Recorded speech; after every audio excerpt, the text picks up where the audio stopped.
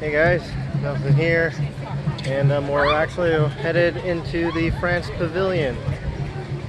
We have dinner over at Monsieur Paul's, and it's a pretty fancy restaurant. But I mean, it's not like you have to be there in like sweet, like really nice attire, but it's just that feel, definitely, and it's very high French cuisine that's offered there. So I've eaten there before. Back my first time I think was in 2016 when I visited Nell and Trebo. Yeah, I'm gonna check out this restaurant again, see what's available, and enjoy some fine dining. So see you guys there. Disney Time Podcast.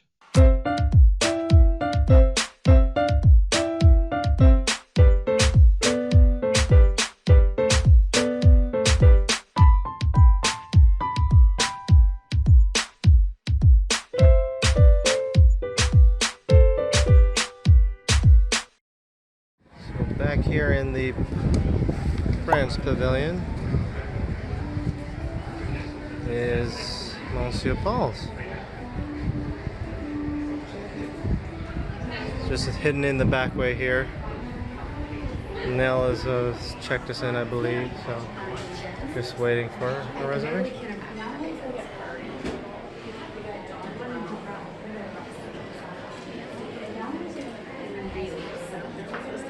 So I apologize, but I was a bit negligent on recording footage, so you guys will just have to settle for the pictures we took, so sorry about that. But onto the restaurant itself. It has a pretty sophisticated feel inside, from the decor and ambiance to even our server. Particular to the World Showcase in Epcot, each country pavilion has cast members from that particular country. So for example, our server is from France. It's pretty cool how Disney tries to completely immerse you with the illusion that you're actually in the country with these kind of details, so it definitely feels authentic.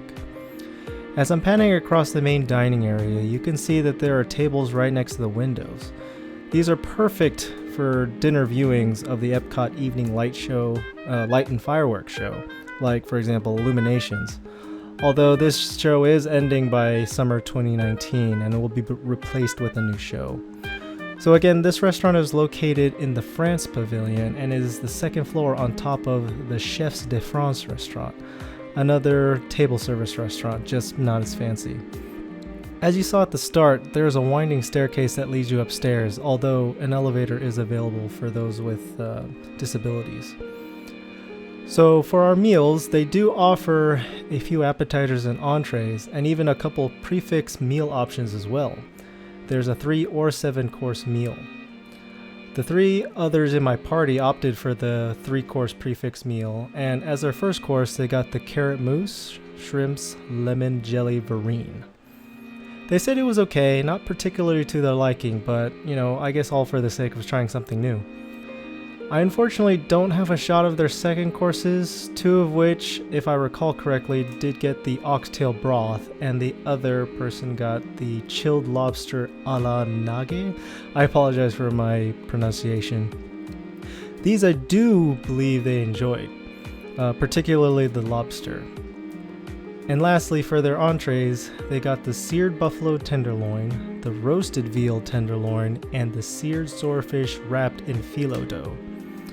All of which had excellent presentation, which is more of a prominent aspect in French cuisine.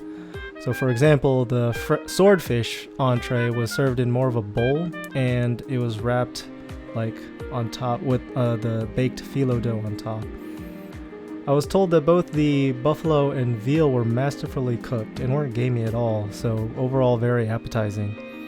And the swordfish entree had a nice contrast between the fish and the flaky phyllo dough, so also very much enjoyable.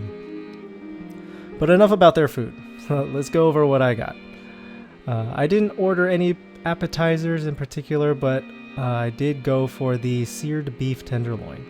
This was simply fantastic. Again, the presentation was just beautiful.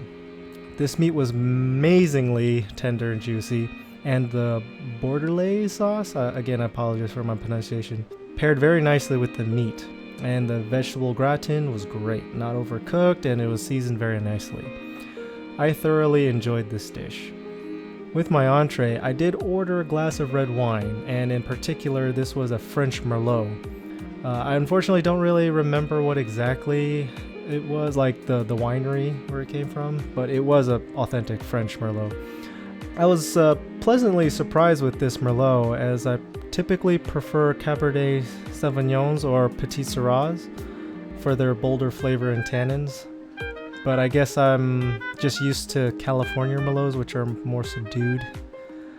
This Merlot in particular was quite bold, so I definitely did enjoy it. And lastly, desserts. Here at Monsieur Paul, they offer the Les Spheres, which is a chocolate almond cake with praline and chocolate cream, light hazelnut biscuit with chocolate ice cream, all encompassed or inside a chocolate sphere. So the server pours warm chocolate sauce on top of it when they serve it to you, so you get to see it melt through the sphere itself. It's really cool to watch and not just enjoy. I particularly didn't order a dessert this time around, but turns out one of my friends did mention that it was my birthday coming up, so Happy birthday to you. Happy birthday, dear Nelson. Happy birthday to you. Yay. Yay. I got a complimentary dessert of raspberry and strawberry ice cream. But in all honesty, I feel like it was more of a sorbet than an ice cream. At any rate, it was a nice touch and end to my dinner. Overall, this is an excellent restaurant. The service is great and the food not only looked amazing, pretty much like art pieces, but were very good and high quality. I will caution you though that with such high standards, this restaurant is a bit pricey. High class comes with a high price tag, so just keep that in mind. I have eaten here a couple times now, and each time was outstanding. So I would recommend this restaurant for those who'd like to try high-end dining in Epcot.